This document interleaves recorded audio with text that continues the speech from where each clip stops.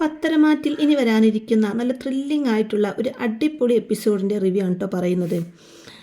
അങ്ങനെ ഇപ്പോൾ അനന്തപുരിയിലെ പുരുഷന്മാരൊക്കെ മലക്ക് പോയിരിക്കുകയാണല്ലോ. ആ സമയത്ത് ദേവയാനിക്ക് ഇങ്ങനെ തോന്നുകയാണ് ഒന്ന് ഹോസ്പിറ്റലിൽ വരെ പോകണമെന്ന്.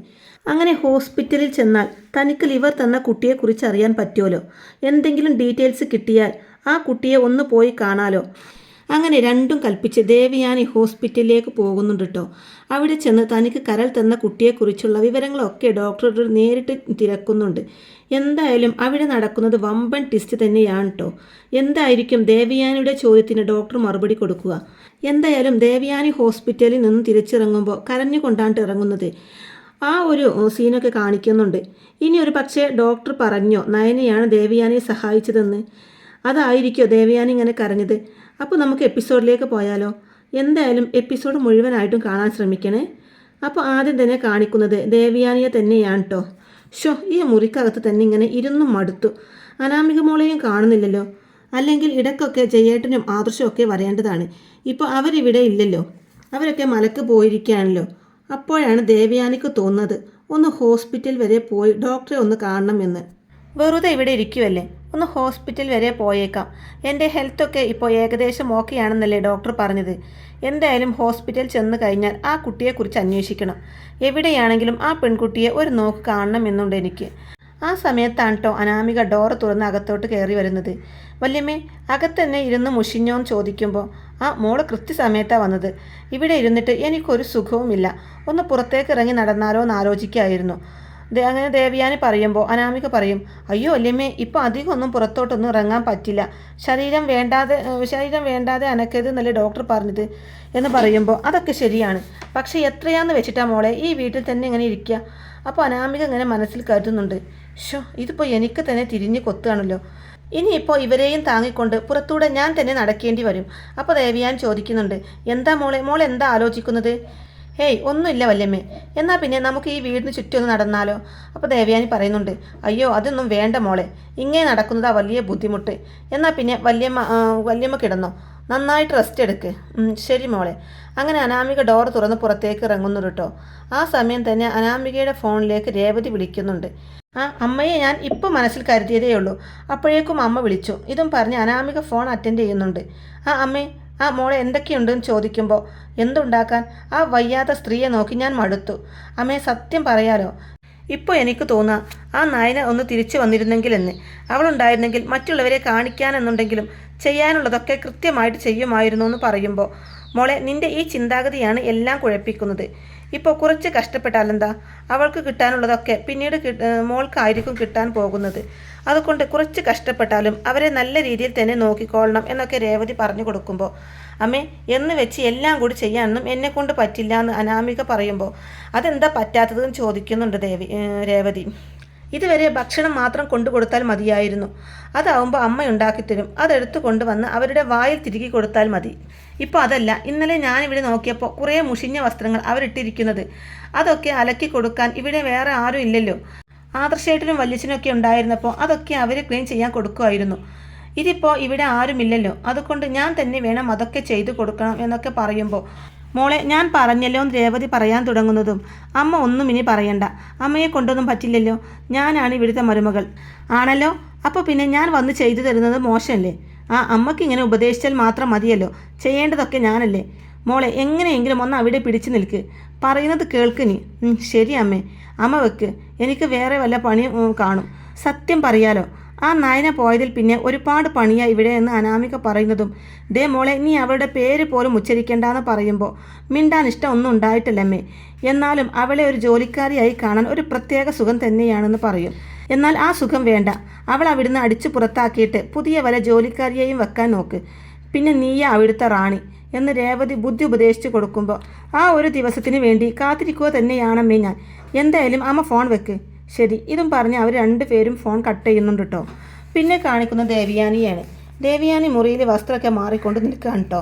സാരി ഇങ്ങനെ ഒരേ ഭാഗത്ത് മടക്കി വൃത്തിയാക്കി ഉടുക്കുന്ന സമയത്ത് ദേവയാനി പറയുന്നുണ്ട്, ശരീരത്തിൻ്റെ വേദന വിട്ടുമാറുന്നില്ല, എന്തൊരു പരീക്ഷണ ദൈവമേ.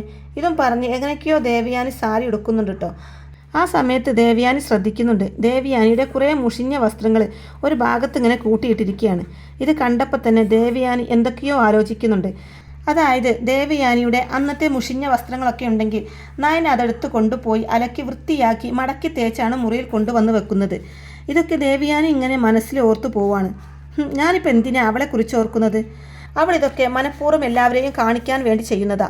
ഇങ്ങനെ ഓരോരുത്തരെ സിമ്പതി പിടിച്ചു പറ്റാൻ വേണ്ടിയിട്ട് ആത്മാർത്ഥമായിട്ട് ചെയ്യുന്നതാണെങ്കിൽ ഇപ്പോൾ എന്തുകൊണ്ട് എന്നെ സഹായിക്കാൻ വരുന്നില്ല? ഇതൊക്കെ അവളുടെ ചുറ്റിക്കളിയാ. ഇനിയെങ്കിലും എൻ്റെ മോൻ്റെ ജീവിതത്തിൽ നിന്ന് എൻ്റെ മോൻ്റെ ജീവിതത്തിലേക്ക് അവൾ കടന്നു വരാതിരുന്നാൽ മതിയായിരുന്നു. അവളുടെ വീട്ടിൽ തന്നെ കഴിയുന്നതാ നല്ലത്. ഇതും പറഞ്ഞ് ദേവയാനി മാറ്റി ഒരുങ്ങി പുറത്തോട്ട് പോകാൻ നിൽക്കുകയാണ് കേട്ടോ. അപ്പോൾ ദേവയാനി ഇങ്ങനെ മനസ്സിൽ കരുതുന്നുണ്ട്, ആരോടെങ്കിലും പോകുന്ന കാര്യം പറയണോ? അത് വേണ്ട, ചിലപ്പോൾ അത് പ്രശ്നമാകും. അച്ഛൻ ചിലപ്പോൾ തനിച്ച് വിട്ടില്ലെങ്കിലോ? ഇത് കരുതി ആരോടും ഒന്നും പറയാതെ ദേവയാനി ഹോസ്പിറ്റലിലോട്ട് പോവുകയാണ്. ആരും കാണാതെ പുറത്തേക്ക് ഇറങ്ങുകയാണ്. എന്നിട്ട് കാറിൽ കയറിയിരിക്കുകയാണ് കേട്ടോ. അപ്പോൾ ആ സമയം ഡ്രൈവർ ചോദിക്കുന്നുണ്ട്, മേഡത്തിൻ്റെ കൂടെ വേറെ ആരും വന്നില്ലേ? ഇത് കേട്ടപ്പോൾ ദേവയാനിക്ക് ആ ചോദ്യത്തിന് മറുപടി ഒന്നും കൊടുക്കാൻ കഴിയുന്നില്ല. അവസാനം ദേവയാനി പറയുന്നുണ്ട്, അത് എനിക്കിപ്പോൾ വലിയ കുഴപ്പമൊന്നുമില്ല. ഇതിപ്പോൾ ആദർശം ജയേട്ടനൊക്കെ മലക്ക് പോയിരിക്കുമല്ലേ എന്ന് പറയുമ്പോൾ, എന്നാലും മേഡത്തിൻ്റെ ഈ കണ്ടീഷനിൽ ഒറ്റയ്ക്ക് പോകുന്നത് ശരിയാണോ എന്ന് ഡ്രൈവർ വീണ്ടും ചോദിക്കുമ്പോൾ, അതിന് ഒറ്റയ്ക്കാണെന്ന് ആര് പറഞ്ഞു? ഡ്രൈവറായിട്ട് എൻ്റെ കൂടെ താനുമില്ലേ എന്ന് ചോദിക്കുന്നുണ്ട് ദേവയാനി. ശരി മേഡം. ഇതും പറഞ്ഞിട്ട് ആ ഡ്രൈവർ കാർ എടുക്കുന്നുണ്ട് കേട്ടോ. അങ്ങനെ അവർ നേരെ ഹോസ്പിറ്റലിലേക്ക് പോവാണ്. പിന്നെ കാണിക്കുന്നത് ആ കാറ് ഹോസ്പിറ്റലിൽ എത്തുന്നതാണ്. ഹോസ്പിറ്റലിൽ എത്തി ദേവയാനി കാറിൽ നിന്ന് ഇറങ്ങുന്നുണ്ട്. എന്നിട്ട് നേരെ ഒരു എൻട്രിയാണ് കേട്ടോ ഹോസ്പിറ്റലിലോട്ട്. ഈ ഡോക്ടറാണെങ്കിൽ വേറൊരു പേഷ്യൻറ്റിനെ പരിശോധിച്ച് കൊണ്ടിരിക്കുകയായിരിക്കും. അങ്ങനെ പരിശോധനയ്ക്ക് കഴിഞ്ഞ് പുറത്തോട്ട് ഡോക്ടർ വരുമ്പോൾ മുന്നിൽ ദേവയാനിയാണ് കേട്ടോ കാണുന്നത്.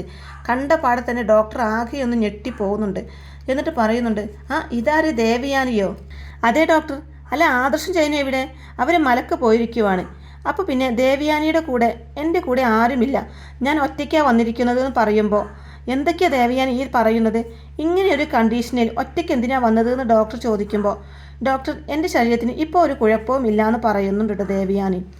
എന്നാലും ആവശ്യമില്ലാതെ ശരീരം അനങ്ങി യാത്ര ചെയ്യുന്നതൊന്നും അത്ര നല്ലതല്ല എന്ന് ഡോക്ടർ പറയുന്നതും, ഇതൊരു ചെറിയ യാത്രയല്ലേ ഡോക്ടർ, വീട്ടിൽ നിന്ന് ഒരുപാട് ദൂരം ഒന്നും ഇല്ലല്ലോ ഹോസ്പിറ്റലിലേക്ക് എന്ന് പറയുമ്പോൾ, അതൊക്കെ ശരിയാ.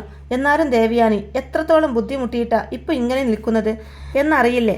വല്ലാത്ത ഒരു ക്രിട്ടിക്കൽ സ്റ്റേജിലൂടെയാണ് ദേവയാനി കടന്നു പോയിക്കൊണ്ടിരിക്കുന്നത്. അതിൽ നിന്നൊക്കെ രക്ഷപ്പെട്ട് ഒന്ന് കര കയറിയതേ ഉള്ളൂ. അപ്പോഴേക്കും ഇങ്ങനെയൊരു സാഹസമൊക്കെ വേണമെന്ന് ഡോക്ടർ ചോദിക്കുമ്പോൾ, സോറി ഡോക്ടർ, ഞാൻ ചെയ്തത് തെറ്റാണെങ്കിൽ ക്ഷമ ചോദിക്കുന്നു എന്ന് പറയുന്നുണ്ട് കേട്ടോ. എന്നോട് ക്ഷമ ചോദിച്ചത് കൊണ്ടായോ? ഇന്ന് വന്നതിരിക്കട്ടെ, ഇനി ഒരിക്കലും ഇങ്ങനെ തനിച്ച് വരരുത്. മാത്രവുമല്ല 1-2 മാസം ശരീരം നന്നായിട്ട് ശ്രദ്ധിക്കണം. ഇതുപോലുള്ള യാത്രകളൊക്കെ മാക്സിമം ഒഴിവാക്കണം. ശരി ഡോക്ടർ. ദേവയാനി എന്തിനാ വന്നതെന്ന് പറഞ്ഞില്ല? എന്തെങ്കിലും ബുദ്ധിമുട്ടുണ്ടോ എന്ന് ചോദിക്കുമ്പോൾ, അത് പിന്നെ ഡോക്ടർ, ബുദ്ധിമുട്ടൊന്നും ഉണ്ടായിട്ടല്ല. എനിക്ക് വീട്ടിലിരുന്നപ്പോൾ ഒന്നിവിടം വരെ വരണമെന്ന് തോന്നി. ഇത് കേട്ടിട്ട് ഡോക്ടർക്കാണെങ്കിൽ ഒന്നും തന്നെ മനസ്സിലാവുന്നില്ല കേട്ടോ. അപ്പോൾ ദേവയാനി ചോദിക്കുന്നുണ്ട്, ഡോക്ടർ, ഞാനൊരു കാര്യം ചോദിച്ചാൽ അതിന് സത്യസന്ധമായ ഒരു ഉത്തരം എനിക്ക് തരണമെന്ന് പറയുമ്പോൾ, അതെന്താ ദേവയാനി അങ്ങനെ ചോദിച്ചത്? ഞങ്ങൾ സത്യസന്ധമായിട്ട് തന്നെയല്ലേ ഉത്തരം തരുന്നതെന്ന് ഡോക്ടർ പറയുമ്പോൾ, അതല്ലേ ഡോക്ടർ, എന്നെ സഹായിച്ച പ്രതിഫലം ഒന്നും പ്രതീക്ഷിക്കാതെ എനിക്ക് ലിവർ തന്ന ആ കുട്ടിയെ ഒരു നോക്ക് കാണണമെന്നുണ്ട് ദേവയാനി പറയുന്നത് കേൾക്കുന്നതും ആകെ അങ്ങ് ഷോക്കായി പോകുന്നുണ്ട് കേട്ടോ ഡോക്ടർ. ഇനിയിപ്പോൾ എന്താ പറയുക? ഡോക്ടർ അത് കേട്ട് എന്ത് പറയണമെന്നറിയാതെ ഡോക്ടർ ആകെ തരിച്ചു നിന്ന് പോവാണ് കേട്ടോ. അപ്പോൾ ഡോക്ടറുടെ അടുത്ത് ദേവയാനി പറയുന്നുണ്ട്, ഡോക്ടർ, എന്നാൽ നമ്മുടെ ഡോക്ടർ വേറെ ഏതോ ഒരു ലോകത്തുള്ളത് പോലെയാണ് നിൽക്കുന്നത്. അപ്പോൾ ദേവയാനി വീണ്ടും വിളിക്കുന്നുണ്ട് ഡോക്ടർ എന്ന്.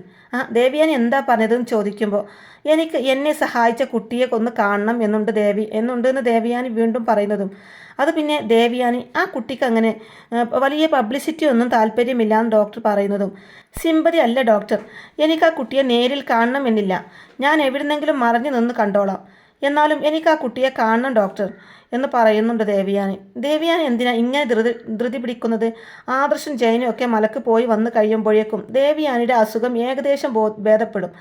അപ്പോൾ പിന്നെ അവർ തന്നെ ദേവയാനിയെ കൊണ്ടുപോയി ആ കുട്ടിയെ കാണിക്കും. അപ്പോഴേക്കും ആ കുട്ടിയുടെ ഹെൽത്തും ഒരുവിധം ഓക്കെ ആവുമെന്ന് പറയും ഡോക്ടർ. എന്താ ഡോക്ടർ ഇത്? ആരോട് ചോദിച്ചാലും ഈ ഒരു മറുപടി തന്നെയാണ് എനിക്ക് കിട്ടുന്നത്. എൻ്റെ ഭർത്താവിനോടും മകനോട് ചോദിച്ചാലും അവർ ഓരോന്ന് പറഞ്ഞ് ഒഴിഞ്ഞു മാറും. ഇപ്പോൾ ഡോക്ടറും അങ്ങനെ തന്നെയാണ് ചെയ്യുന്നത്. എന്താ ഡോക്ടർ ഇതിന് പിന്നിൽ? ഞാൻ എന്താ ഇതുകൊണ്ട് അർത്ഥമാക്കേണ്ടതെന്നൊക്കെ ദേവയാനി ചോദിക്കുമ്പോൾ, അയ്യോ, ഞങ്ങൾക്ക് ഒരാളെ രക്ഷിക്കുക എന്ന് മാത്രമേ ഉള്ളൂ കടമ. ആ കുട്ടിക്ക് പബ്ലിസിറ്റിക്ക് തീരെ താല്പര്യമില്ല. പിന്നെ ആ കുട്ടിക്ക് ഒരാളെ സഹായിച്ചാൽ മതി എന്ന് മാത്രം പറഞ്ഞത്. അതിലുപരി നമുക്ക് ആ കുട്ടിക്ക് ബുദ്ധിമുട്ടുണ്ടാക്കുന്നത് ശരിയാണോ ദേവയാനി? എന്തായാലും ദേവയാനി ഇവിടെ നിന്നത് കൊണ്ട് അതിനൊരുത്തരം കിട്ടത്തില്ല. ഞാൻ എന്തായാലും ആ കുട്ടിയുടെ ഭർത്താവിനെ വിളിച്ചൊന്ന് സംസാരിക്കട്ടെ. അവർക്ക് ഓക്കെയാണെങ്കിൽ ദേവയാനിയെ വന്ന് അവർ കണ്ടോളും. ഇത് കേട്ടപ്പോൾ തന്നെ ദേവയാനിക്ക് ആകെ വിഷമാവുന്നുണ്ട് കേട്ടോ. അപ്പോൾ ഡോക്ടർ പറയുന്നുണ്ട്, എന്തായാലും നിങ്ങൾ വിഷമിക്കാതിരിക്കുക. എന്നെങ്കിലും ഒരു ദിവസം ആ കുട്ടിയെ കാണാൻ നിങ്ങൾക്ക് ഭാഗ്യമുണ്ടാകും. അത്രയല്ലാതെ എനിക്ക് മറ്റൊന്നും ഇപ്പോൾ പറയാൻ പറ്റില്ല.